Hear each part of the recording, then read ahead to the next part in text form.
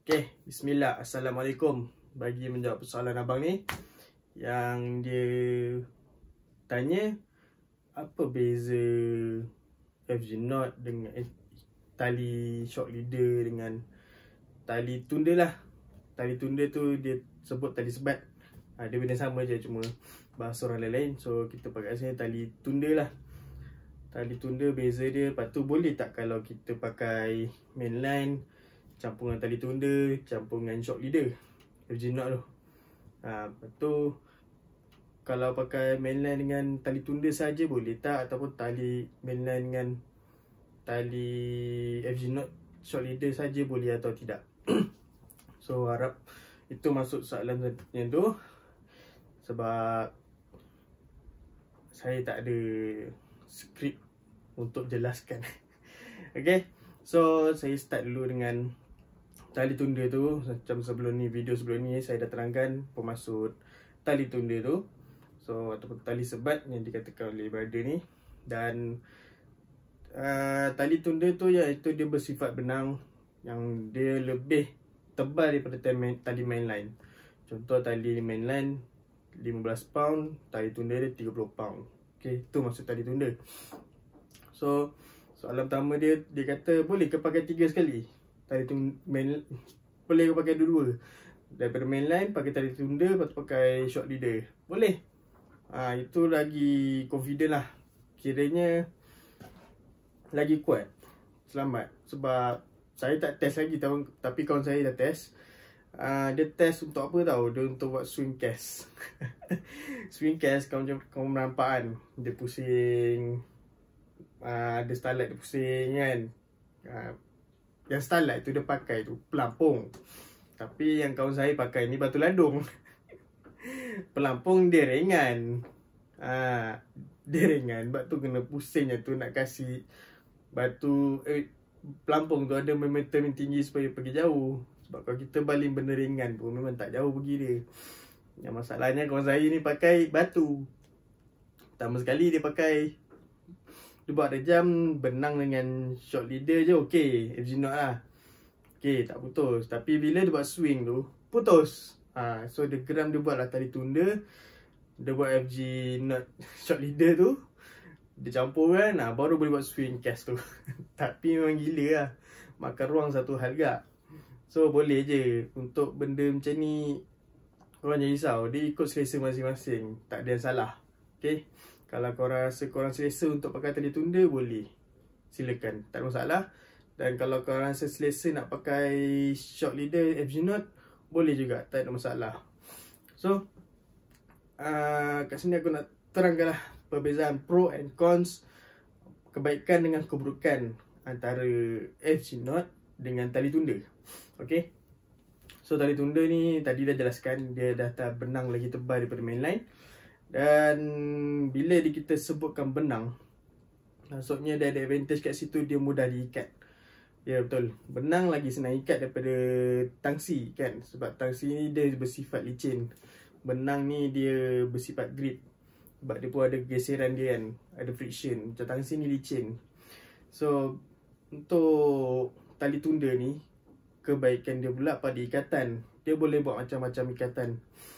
Pertama sekali biasa kita jumpa, dia buat ikatan pakai swivel. Dia biasa orang lama lah kan, orang lama pakai ada juga. Sebab apa ni, zaman dulu pun belum terkenal lagi FG knot. So diorang pakai ikatan yang mana diorang dapat info lah kan. Sebab benda casting ni baru sebenarnya kat Malaysia. Nak kata baru tak sangat lah, tapi bottom lagi lama daripada casting. So sambungan benang antara benang tu memang daripada old school punya cara.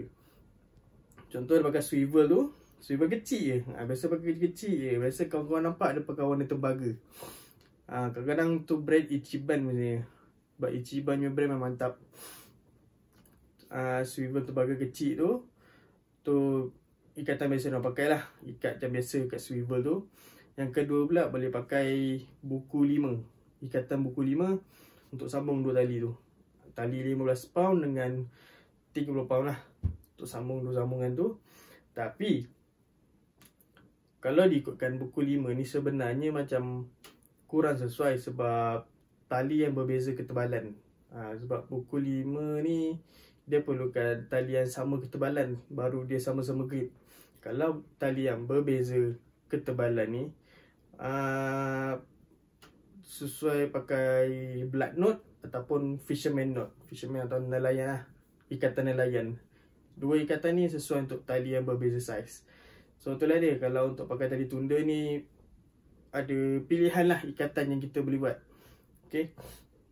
Lepas tu pula tali tunda atau tali sebat ni, dia korang biasanya kau jumpa yang pakai ni, diorang kat ujung tali tunda tu kan nanti ada pin batu perambut kan.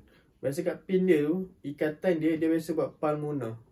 Palmono yang mana dia buat loop sahaja ujung tali dan dia just masukkan dalam kili tu tersebut. Dia masukkan dalam swivel tu lah. Macam tu je, ataupun pin. Dia just selit, dia tak perlu ikat baru lagi. Biasa macam tu diorang punya style, yang mana dia mudah lah, tak payahlah ikat banyak kali. Okay, tu kelebihan dia. Kalau tali tunda ni, kedua pula dia lebih kemas. Macam yelah, sebab tu tali tunda ni diorang pakai swivel paling kecil seboleh kecilnya untuk buat sambungan. Pasal yelah nanti tali tu nak lalu dekat cincin. So untuk bagi kemas, diorang pakai sekecilnya lah boleh. Dan kalau pakai ikatan blood knot ataupun fisherman knot ataupun buku 5, ikatan buku 5 tu tak ada masalah mana dia tak lepas cincin, sebab je lah memang antara benang dengan benang sahaja. So tapi kelemahan untuk yang apa ni, pakai tali tunda ni, contoh kawasan yang berbatu ataupun kawasan karang lah, sebab tu kawasan karang, tali 60 pound pun boleh kalah dengan batu karang. Sebab tu sifat benang, pantang bergesel. Dia gesel sikit je habis, dia punya braided dia start putus, yang lain pun ikut. Itu masalah benang lah. Benang dia memang kalah dengan batu. So itulah kelemahan pakai benang dan kekurangan pakai benang. Kelebihan pakai benang dan kekurangan pakai benang. So nextnya kita pergi dekat kelebihan pakai FG knot. FG knot ni dia more practical pakai dekat casting. Ramai casting pakai ataupun jigging. So sebab apa diorang pakai ni? First untuk apa ni, nak elak ikan nampak tali. Sebab biasanya ikan-ikan predator ni diorang mempunyai mata yang kasar. Mata yang kasar contoh macam sebarau, toman ataupun GT, siakap. Diorang punya side of view diorang memang sharp. Tu yang diorang kalau boleh nak elak kan ikan tu nampak tali tu. Sebab bila dia nampak tali tu, dia macam unnatural untuk dia tengok umpan tu. Umpan tu ada tali. Dia bukan sebab ikan tu kenal pancing, tapi ikan tu tengok benda tu unnatural, macam bukan benda yang dia biasa nampak. Itu fungsinya tangsi dengan perambut. Lain lagi yang fluorocarbon, yang clear dalam air. Dia tak nak tali tu nampak atau kelihatan dalam air. So FG knot ni ialah dia kan tangsi, short leader ni kan. So bila dia sifat tangsi ni licin. Ikatan yang sesuai satu saja, iaitu FG knot. Okay, tapi kan ada satu lagi ikatan tu, saya tengok nama dia. Tapi satu ikatan tu, tapi ikatan korang pasang dia kena lipat tangsi tu. Lepas tu ikat-ikat masuk dalam lubang yang dah lipat tu. Yang tu boleh, tapi jarang dipraktikan sebab dia jadi tak kemas. Yang mana nanti tangsi tu, dia bila dah lipat, dia jadi tebal tau. Bila dah tebal, dia lalu dekat cincin, dia jadi sangkut. Dia tersangkut-sangkut, so balingan tu, tali keluar tu tak cantik kan, walaupun sikit. So tadi korang dah faham kelebihan pakai short leader ni, yang mana dalam air ikan tak nampak korang punya benang. So advantage dekat situ lah. InsyaAllah strike lebih. Itu ikut cara masing-masing punya cara. Okay, macam saya pakai short leader antaranya sebab tu lah. Sebab saya pun ada main casting. So untuk ikat FG knot pada saya tak ada masalah. Tapi FG knot ni dia bukan benda yang senang nak belajar. Makan masa, kena banyak praktis. kadang bosan-bosan kena ikat test kan. Dia bukanlah macam kita ikat-ikat terus jadi. Tak, FG Note ni susah sikit. Saya akui FG Note bukanlah senang untuk belajar, tapi bukanlah halangan untuk kita mahir. Boleh je belajar benda tu, praktis sampai perfect untuk FG Note. Jangan mengalah. Dan kelebihannya lagi yang pakai short leader tangsi ni, walaupun dia tak cukup, walaupun dia boleh pakai satu saja ikatan kan, itulah kelemahan dia. Tapi kalau kawasan karang dia tahan, sebab tangsi memang tak kalah dengan benda-benda batu ataupun batu karang, benda tajam lah. Dia lambat sikit lah. Tapi kalau kena gigit yang barakuda tu, janganlah dikatakan tangsi pun kalah. Itu dawai pun kadang kalah kalau tak cukup pound. Gigit tu lain cerita lah. Tapi kalau short leader ni, kawasan-kawasan batu tak ada masalah. Sebab saya pun banyak spot saya mancing adalah kawasan batu. Contoh macam batu bom. Batu bom tu, belah batu dua tu, depan tu ada batu karang. Memang ada di situ, ada spot dia tu. Tapi tu ya, kalau kadang strike tu kena pakai tali kasar sikit kalau di situ. So saya pakai short leader, ikatan FG Note, sebab saya nak elak daripada putus disebabkan batu karang. Dan asalnya itu sahaja kot untuk kelebihan short leader dan kekurangan. So brother ni tanya kalau mainline 15 pound, tali sebat atau tali tunda 30 pound, so perambut nak pakai berapa pound? Sebenarnya bebas, boleh je. Nak pakai 30 pound boleh, 20 pound boleh, ataupun 50 pound pun boleh. Dia ikut target ikan tu dengan kawasan tu. Contoh kawasan tu banyak batu karang, jangan pakai 20 pound. Saya eloknya pakai 30 ke atas, 50 ke. Okay, tapi tak bahaya ke kalau nanti perambut tali kuat lagi tapi perambut dah putus? Dekat situ lah mana kita kena fahamkan, bila kita sendiri sedar kita pakai tali halus, kita kena kecilkan drag yang ketat sangat kan. Kalau kita tahu kita pakai tali kasar, drag kita boleh ketat habis. Sebab tu kalau macam set abu gasah saya warna biru tu, saya punya mainline 30 LB, saya punya short leader tali tunda saya FG Note tu 60 LB, saya punya perambut 50 LB. Memang heavy, kasar, tali kasar. Kira tu memang saya siapkan setup tu untuk kawasan yang karang.